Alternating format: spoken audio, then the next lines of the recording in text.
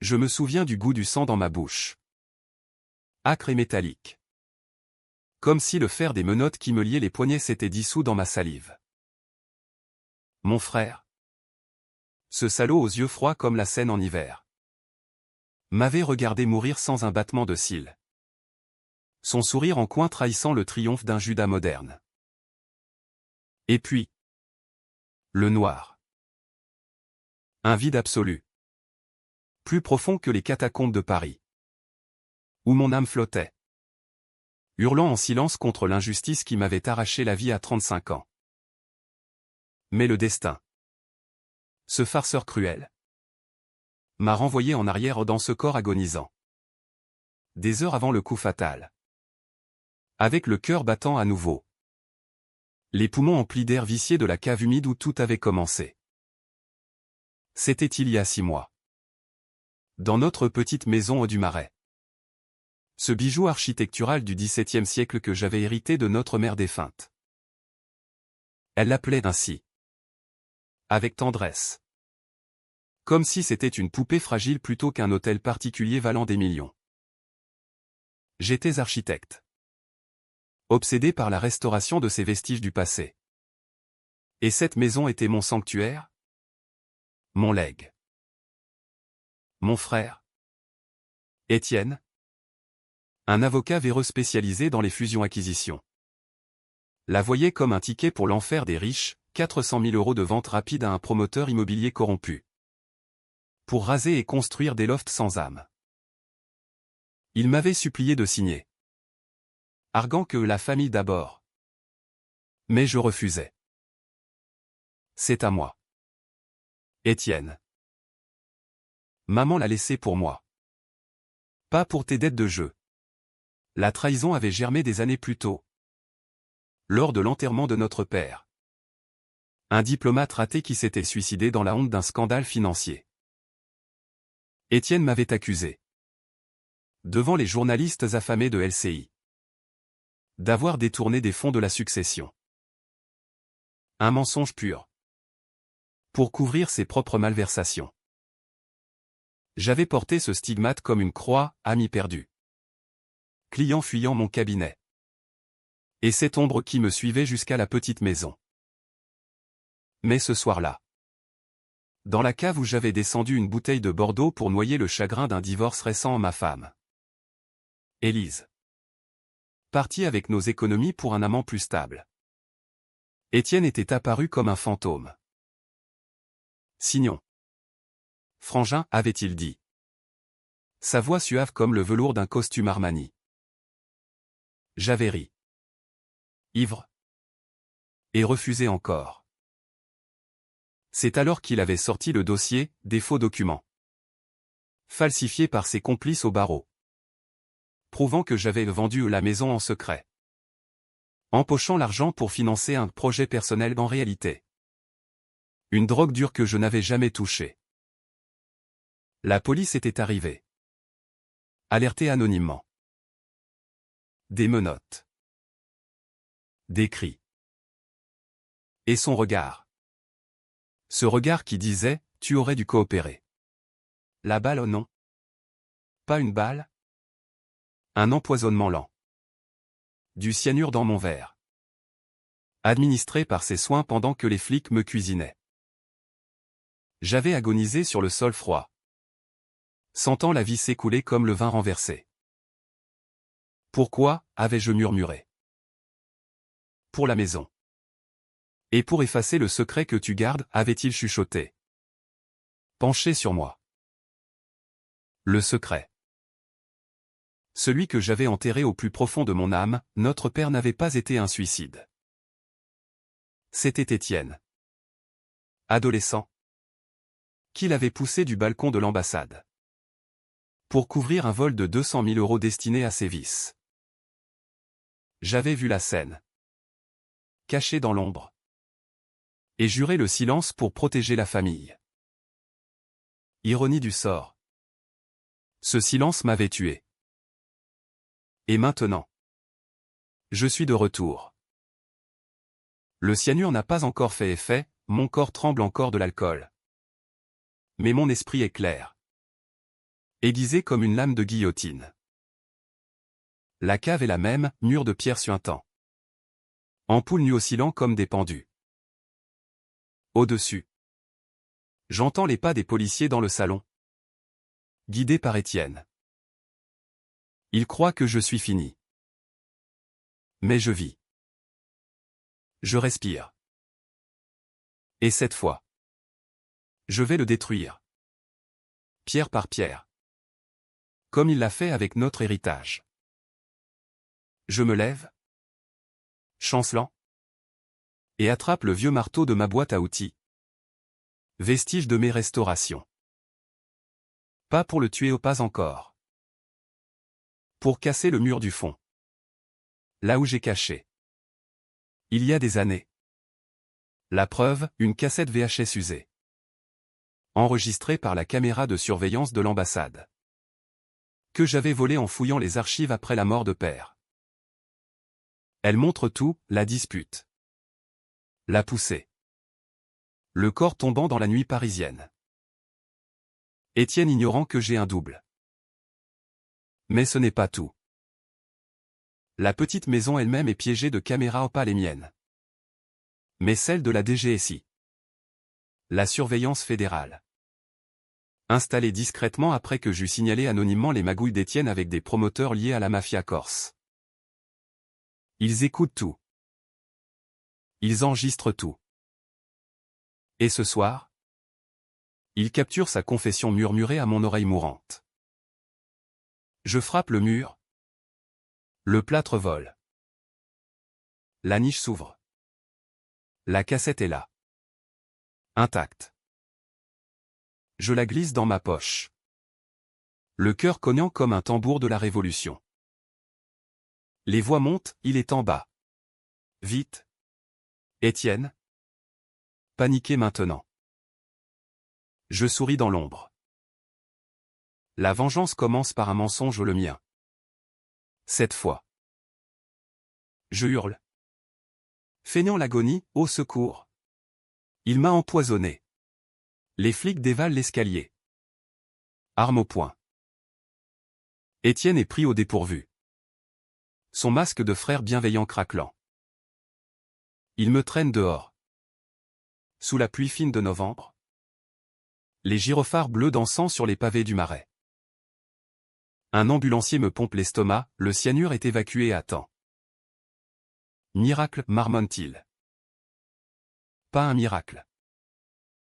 Une seconde chance. Étienne est arrêté pour suspicion de fraude immobilière, la vente fictive qu'il a forgée. Mais je sais qu'il s'en sortira, ses avocats sont les meilleurs. Payés avec l'argent sale de la maison. Les jours suivants sont un tourbillon. Hôpital. Interrogatoire. Je joue l'innocent brisé. Le frère trahi. Il voulait la maison pour lui, sanglote-je devant le juge d'instruction. La presse s'emballe, fratricide immobilier au cœur de Paris. Le Monde titre sur ma survie miraculeuse. Mais en privé. Je prépare. Je contacte discrètement un agent de la DGSI. Un certain Laurent. Que j'ai croisé lors d'une expertise pour un palais restauré. J'ai des enregistrements, lui dis-je au téléphone. D'une voix rauque. Sur Étienne. Et sur la mort de notre père. Il accepte de me rencontrer dans un café anonyme près de Notre-Dame. Sous le couvert de la brume matinale. Laurent est un type sec. Yeux de fouine.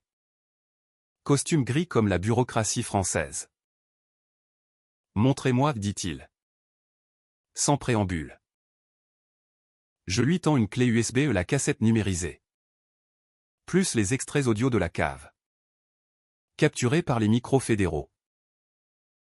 Sa confession empoisonnée y est. Claire comme le jour, pour la maison. Et pour effacer le secret que tu gardes. Laurent pâlit. C'est du lourd. Meurtre. Faux. Corruption. Mais pourquoi nous le donner maintenant? Parce qu'il m'a tué une fois, réponds-je. Les dents serrées. Et je veux qu'il paie. Pas avec la prison au trop doux. Avec la ruine totale. C'est ma première décision controversée, non pas la justice. Mais la vengeance personnelle. Laurent hoche la tête, il a ses propres griefs contre les avocats comme Étienne. Qui font sauter des enquêtes pour des pots de vin. On peut l'utiliser comme appât. Mais attention. Si ça fuit. C'est vous qui tombez. Je sors du café. L'air chargé d'odeurs de croissants brûlés et de Seine polluée. Paris me semble différent maintenant, plus hostile. Plus complice. Les passants pressés. Les klaxons furieux. Tout pulse au rythme de ma rage. De retour à la petite maison. Scellée par la police mais accessible avec mon badge d'héritier. Je fouille les recoins. Sous une latte du parquet. Je trouve ce qu'Étienne ignorait, les contrats originaux de maman. Stipulant que la maison ne peut être vendue sans mon consentement unanime. Et un codicile secret, elle savait pour le vol d'Étienne. Et m'avait désigné comme unique gardien. Un autre secret enterré. La nuit. Je ne dors pas. Les cauchemars reviennent, le corps de père s'écrasant. Le cyanure brûlant mes veines. Mais au matin. Un appel, Laurent. Les fédéraux ont tout. Ils ont lancé une perquisition chez lui. Trouvé des preuves de blanchiment avec les Corses. Étienne est coffré pour 48 heures. Je jubile en silence. Mais ce n'est que le début. Ma vraie arme? Élise. Mon ex-femme. Elle est revenue. Attirée par les flashs des paparazzi. Feignant la compassion. Je suis désolé. Chérie. Laisse-moi t'aider. Hypocrite. Elle savait pour les dettes d'Étienne mais il l'avait payé pour me quitter. Un chèque de 50 000 € pour faciliter le divorce. Je l'invite à dîner. Dans un bistrot caché de Montmartre. Bougie vacillante et vin rouge corsé. Revenons ensemble, propose-t-elle. Sa main sur la mienne. Je souris.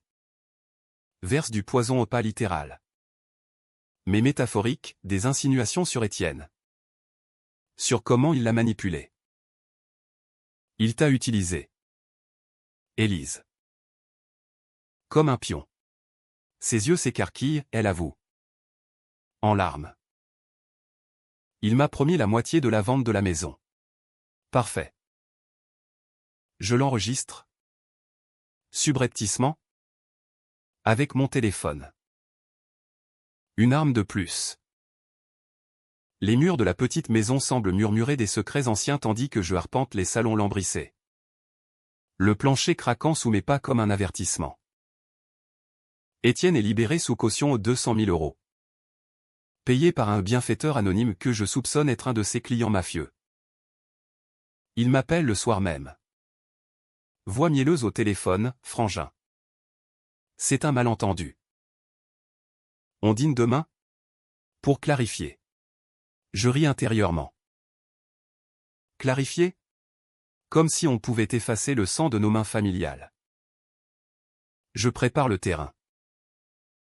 D'abord, je contacte le promoteur. Un certain Raoul. Un colosse au cigare éternel que j'ai croisé lors d'une expo d'architecture à la Biennale de Venise. Il achète des immeubles historiques pour les transformer en tours de verre. Violant allègrement les lois sur le patrimoine. J'ai des infos sur ton deal avec Étienne, lui dis-je lors d'un appel crypté. La DGSI est sur le coup. Mais je peux te couvrir au pour un prix. Il grogne. Suspicieux. Mais mort à l'hameçon quand je mentionne les 400 000 € gelés. Rendez-vous fixé dans un bar lounge du 8e arrondissement. Près des Champs-Élysées. Où les deals se font dans l'ombre des lustres en cristal. Raoul arrive en Mercedes blindée. Chemise ouverte sur un torse tatoué de symboles corses. Qu'est-ce que tu veux? Architecte, aboitait-il. Je pose la clé USB sur la table. Entre 2 verres de cognac. Preuve que ton associé m'a empoisonné pour la signature. Et que la vente est illégale, la maison est classée monument historique. Tu le sais. Ses yeux s'étrécissent, il sait que j'ai raison. La petite maison, avec ses fresques de Lebrun, est protégée par l'État. Vendre sans autorisation? Prison ferme. Que proposes-tu? Demande-t-il. Trahis-le, dis-je simplement. Témoigne contre lui. Dis au fait que c'était son idée. Le faux contrat. En échange, je te donne accès à mes contacts pour légaliser d'autres achats sans risque. C'est controversé. Je le sais, pactiser avec le diable pour abattre un démon plus grand. Raoul hésite. Puis hoche la tête. Marché conclu. Mais si tu me doubles? La menace plane. Mais je suis prêt. J'ai déjà envoyé une copie des enregistrements à un journaliste de Libération. Un ami de fac qui creuse les scandales immobiliers. Anonyme, lui ai-je dit. Juste les faits. Le dîner avec Étienne est un théâtre absurde. Nous nous asseyons au Procope. Le plus vieux café de Paris. Où Voltaire jadis conspira. Il commande du foie gras. Feignant la normalité. Écoute. J'ai exagéré. La maison. On la garde. Mais tes dettes le divorce. Tes chantiers qui dérapent où j'ai voulu t'aider. Mensonge. Je le fixe. Mes yeux reflétant les flammes de la cheminée. Aider? En me tuant? Il blêmit. Verre suspendu. Quoi? Tu délires? L'empoisonnement. C'était un accident au ton foie. L'alcool. Je sors mon téléphone. Appuie play. Sa voix emplit la salle. Étouffé mais clair, pour la maison. Et pour effacer le secret. Les dîneurs voisins se taisent, un serveur s'approche. Inquiet. Étienne bondit. Visage congestionné. Faux. Montage. Mais c'est trop tard. 2 hommes en civil, les hommes de Raoul. Ou peut-être les faits de l'escorte dehors. Monsieur. Un mot? Je paie l'addition et m'éclipse par la porte de service. Le cœur battant d'une excitation perverse. La machine est lancée. Le lendemain. Les journaux explosent, avocat empoisonne son frère pour un héritage de 400 000 €. France Inter en fête son édito du matin. Élise m'appelle. Hystérique, c'est vrai? Il t'a vraiment. Je l'interromps, viens à la maison. On parle. Elle arrive. Tremblante. Et là. Dans le salon aux tapisseries fanées. Je la confronte. Tu étais dans le coup. Élise. Le chèque. Les mensonges. Elle s'effondre. Avouant tout, comment Étienne l'avait payé pour semer le doute sur ma santé mentale. Pour que les juges me déclarent inapte à hériter. J'avais peur, pleure-t-elle. Il menaçait de ruiner ma carrière. Ma décision suivante est la plus controversée, je lui offre le pardon au conditionnel. Travaille pour moi. Infiltre ses cercles.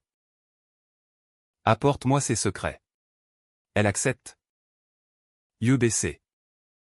Devenant mon espionne involontaire. C'est immoral? Manipuler son ex-femme. Mais la vengeance n'est pas un bal masqué, c'est une guerre souterraine. Comme les égouts de Paris grouillant de rats. Laurent me tient au courant, la DGSI a perquisitionné le bureau d'Étienne. Trouvant des disques durs chiffrés avec des preuves de blanchiment ou des millions lavés via des ventes immobilières fictives. Impliquant des politiciens de droite. On le coince pour meurtre, me dit-il lors d'une rencontre dans un parc près du Louvre. Sous les statues impassibles. Mais il y a un twist, ton père. La cassette montre que tu étais là. Témoin. Pourquoi n'as-tu rien dit? Je hausse les épaules. Pour la famille. Erreur de jeunesse. Il secoue la tête. Ça pourrait te coûter cher. Complicité. Le doute m'assaille cette nuit-là. Suis-je meilleur qu'Étienne? En couvrant le meurtre de père.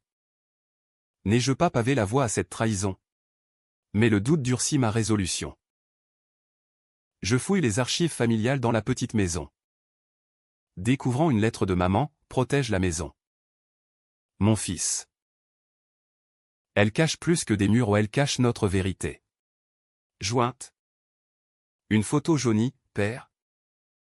Étienne enfant. Et moi. Souriant sur le balcon fatal. Derrière. Une note manuscrite, il a vu. Ne le laisse pas détruire. Les semaines passent en un brouillard de réunions secrètes. Raoul témoigne. Accusant Étienne d'avoir falsifié les procurations pour la vente. Le juge ordonne la saisie de la maison temporairement. Mais je la rachète via un prête-nom. Un vieil oncle excentrique vivant à Lyon. Élise m'apporte des enregistrements volés, Étienne complotant avec un juge corrompu pour faire annuler les charges. Il dit que tu es fou. Que l'empoisonnement était une hallucination, me rapporte-t-elle. Blotti contre moi dans le lit conjugal reconquis. Je la serre? Mais c'est froid, c'est stratégique. Puis. Le coup de théâtre, une menace. Un colis arrive à la maison ou une balle de revolver. Avec une note, abandonne. Ou la prochaine est pour toi. Signé d'un pseudonyme corse. Étienne contre-attaque depuis sa cellule dorée. Je contacte Laurent, protégez-moi. Il rit. Déjà fait. Les caméras de la maison enregistrent tout au même ça. La surveillance fédérale. Mon atout maître. Chaque pas d'Étienne est tracé. Chaque appel intercepté. Je décide alors de la pâter. Une lettre anonyme, rencontrons-nous. La cassette pour ta liberté. Lieu, les catacombes. Ce labyrinthe d'ossements où Paris enterre ses morts. Controversé? Absolument. Descendre dans les entrailles de la ville pour un duel fraternel. C'est du roman noir à la Simenon. Mais réel. J'y vais armé d'un simple couteau au pas pour tuer. Pour menacer. Il arrive. Silhouette fantomatique sous les torches électriques. Escorté par un garde-chiour macheté. Où est la cassette, grogne-t-il. Je la sors. Mais au lieu de la lui donner. Je joue l'extrait, le cri de père tombant. Ses yeux s'écarquillent d'horreur ravivée. Tu l'as gardé? Traître. Il bondit. Mais les caméras cachées installées par Laurent en capturent tout. Sa confession jaillit, c'était un accident. Il m'aurait ruiné. Preuve irréfutable. Les catacombes exhalent une odeur de terre humide et d'histoire pourrie. Comme si les millions de crânes empilés murmuraient des vengeances inachevées. Étienne s'effondre à genoux parmi les tibias croisés.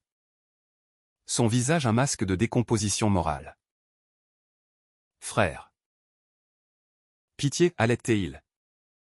Mais ses yeux trahissent la haine. Pas le regret. Je recule. Le couteau tremblant dans ma main non pas de peur. Mais de la tentation de plonger la lame dans cette gorge qui a tant menti. Pitié? Comme tu m'en as accordé dans la cave. Ma voix résonne. Amplifiée par les voûtes funèbres. Les agents de la DGSI surgissent des ombres. Comme des spectres de la terreur. Laurent en tête. Menottes prêtes. Fin de partie. Étienne. Il est traîné dehors. Hurlant des imprécations latines apprises dans ses années de jésuite. Moi. Je reste un moment. Fixant les os anonymes. pour toi. Père, murmure-je. Mais le triomphe est amer, la vengeance creuse un vide plus grand que la mort. De retour à la surface. Paris m'accueille avec son chaos habituel, touristes mitraillant le Panthéon. Vendeurs de marrons chauds criant sous la pluie. La presse est en folie, le Figaro titre, le fratricide des catacombes, un avocat déchu confesse. Les caméras fédérales ont tout filmé au sa confession. Ça panique. Incontestable. Étienne est inculpé pour meurtre au premier degré. Faux en écriture. Et tentative d'homicide. Caution refusée, il pourrit à Fresnes. Ce purgatoire des cols blancs. Mais la victoire est précaire. Élise, sentant le vent tourner, devient possessive. Maintenant, on peut recommencer, dit-elle, en roulant ses bras autour de ma taille dans la cuisine de la petite maison, où j'ai rouvert les volets pour la première fois depuis des mois. Les rayons filtrent à travers les vitraux, peignant le sol de couleurs sanglantes. Recommencer? Avec quel argent? Tes 50 000 d'Étienne? Elle se fige, puis fond en larmes. C'était pour nous. Pour payer tes dettes. Mensonge. J'ai vérifié les comptes, l'argent a servi à son amant. Un galeriste snob du 6e. Ma décision est impitoyable, je la confronte avec les relevés bancaires que j'ai obtenus via un hacker freelance, un autre compromis moral. Dans ce Paris où l'éthique est un luxe. Par Élise. Avant que je ne porte plainte pour complicité. Elle hurle. Griffe. Promet la ruine. Tu es pire que lui. Un monstre? Peut-être. Mais je ferme la porte derrière elle. Le verrou cliquant comme un point final. Seul. Je restaure la maison. Des échafaudages dans le jardin. Des artisans polissant les moulures. C'est thérapeutique. Sculpter le passé pour exorciser les fantômes. Pourtant, les nuits sont hantées. Rêve où Étienne et moi échangeons nos rôles, c'est moi qui pousse père. Lui qui me sauve. Je me réveille en sueur. Vérifiant les caméras aux toujours actives. Par précaution. Laurent m'appelle, bonne nouvelle. Le procès est avancé. Témoignage clé, Raoul. Il balance tout sur le réseau corse. Le procès s'ouvre au palais de justice de l'île de la Cité. Ce vaisseau gothique voguant sur la Seine comme un tribunal des damnés. Je suis témoin principal. Jurant sur la Bible l'ironie. Pour un athée. La salle est bondée, journalistes. Famille de victimes des Corses. Même notre oncle de Lyon. Ridé comme une pommelette. Étienne entre. Menotté. Costume froissé. Mais son regard est d'acier. Il me fixe pendant que le procureur déroule l'accusation, monsieur a empoisonné son propre frère pour s'approprier un bien familial. Couvrant ainsi un meurtre paternel datant de 20 ans. Les preuves déferlent, la cassette VHS projetée sur grand écran. Pixels granuleux montrant la chute de père. Le cri perçant. Étouffé par le vent. La foule murmure, une femme s'évanouit. Puis, les audios de la cave. Ma voix agonisante, pourquoi? Sa réponse, pour effacer le secret. Étienne nie. Bien sûr. Son avocat. Un requin du barreau nommé Duval. Argue la folie temporaire. Me peignant comme un paranoïaque obsédé par l'héritage. Mon client a agi pour protéger la famille d'un frère instable. C'est là que je contre-attaque. Sous serment? Je révèle le codicile de maman, Étienne a volé à père des 16 ans. J'ai tué pour l'amour fraternel. Erreur fatale. La salle explose en flash. Duval objecte, il sait. Mais le juge. Une femme austère aux lunettes en écaille. Admet la lettre comme preuve. Twist, notre oncle se lève. Tremblant. J'ai des documents. Maman m'avait confié des copies des comptes. Étienne. Il a ruiné notre père bien avant. Une bombe. Étienne blêmit, son masque craque enfin. Pendant la pause. Laurent m'attrape dans un couloir voûté. Bien joué. Mais attention, les Corses ne pardonnent pas. Raoul est sous protection. Mais toi. Je hoche la tête. Je sais. Cette nuit. Un appel anonyme, la maison est à nous maintenant. Ou ta tête. Voix rauque. Accent insulaire. Je raccroche. Active les alarmes. La petite maison. Montfort est assiégée. Élise réapparaît. Désespérée. Frappant à la porte à minuit. Laisse-moi entrer. Il me traque aussi. Qui? Les hommes d'Étienne. Ou pire. Je l'autorise. Par pitié ou faiblesse. Elle raconte, il m'a appelé de prison. Finis-le. Où on te trouve. Complotrice malgré elle. Je l'installe dans la chambre d'amis. Mais pose des micros. Paranoïa? Nécessité. Le procès reprend. Raoul témoigne. Massif dans le box. Cigare imaginaire aux lèvres. Étienne m'a promis la maison pour 400 000 cash. Hors livre. J'ai payé, il a falsifié la signature. Preuve, virement bancaire. Maille codée. Duval tente de le discréditer, un mafieux contre un innocent? Mais le jury des Parisiens las de corruption en penche. Puis. Mon tour.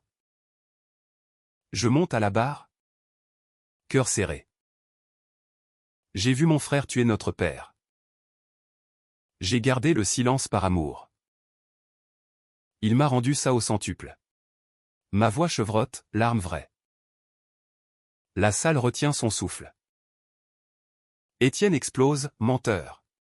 Tu l'as poussé. Toi. Pour l'argent. Le juge frappe le marteau. Silence. Verdict imminent.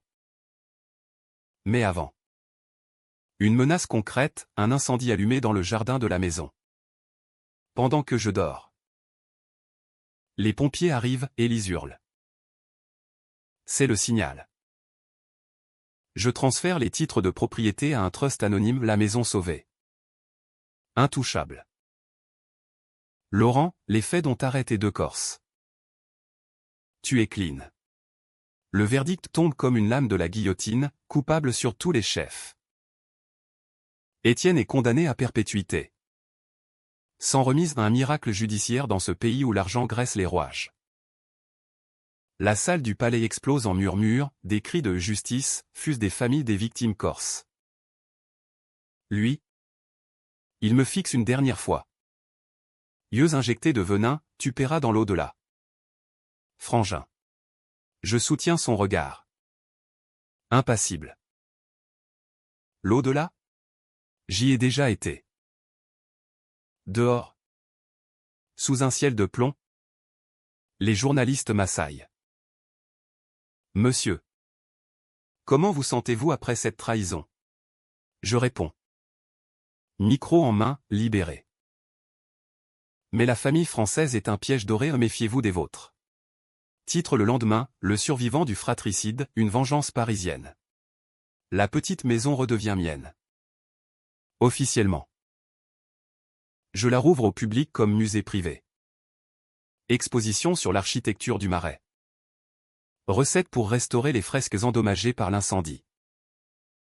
Mais la paix est illusoire. Élise reste. Ombre dans les couloirs. Cuisinant des repas fades. Dormant dans le lit froid. Je t'aime encore, murmure-t-elle une nuit. Main sur ma poitrine. Je la repousse doucement. L'amour? C'était une transaction. Elle pleure. Et je compatis presque. Ma décision controversée, la garder. Mais comme une prisonnière repentie.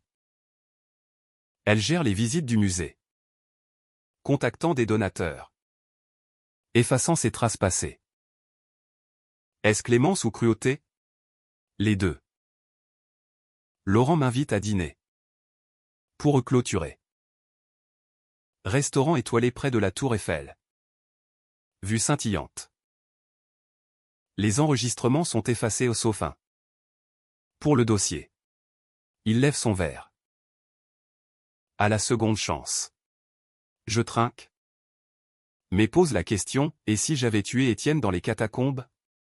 Il hausse les épaules. Hypothétique. Mais la vengeance pure. S'arronge. Sagesse de flic. Les mois s'écoulent. Paris fleurit en printemps. Jacinthe dans les Tuileries. Terrasse bondée de rire. Je marche le long de la Seine. Croquis en main. Planifiant une extension pour la maison à un mémorial discret à Père. Mais des ombres persistent, lettres anonymes. La dette n'est pas payée. Les Corses? Ou les restes de l'empire d'Étienne? Je renforce la sécurité. Caméras upgradées. Garde privée.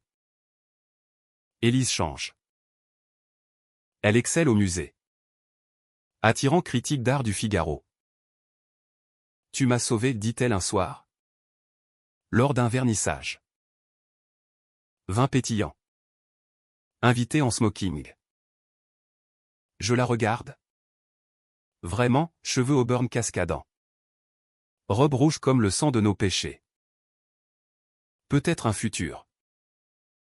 Mais alors? Le twist frappe. Un appel de Fresnes, Étienne s'est suicidé. Pendaison dans sa cellule. Note, pour la famille. Faux. Autopsie révèle, strangulé. Pas suicidé. Les Corses. Ou un gardien acheté? Laurent confirme, il préparait un appel. Ils l'ont fait taire. Choc. Ma vengeance? Accomplie. Mais incomplète. J'ai gagné la maison. La justice m'ait perdu mon frère. Mon miroir tordu. Élise me console. Cette nuit-là. Pour la première fois. Tendresse réelle. C'est fini. Mais est-ce? Dans la cave. Je retrouve une boîte oubliée, lettre d'Étienne enfant. Confession d'un gamin tourmenté par père. Je t'envie? Toi le préféré. Larmes. Était-ce jalouse? Pas malveillance? Je décide, clémence totale. Élise et moi. On voyage Provence. Vigne et lavande. La maison gérée à distance. Mais à Arles.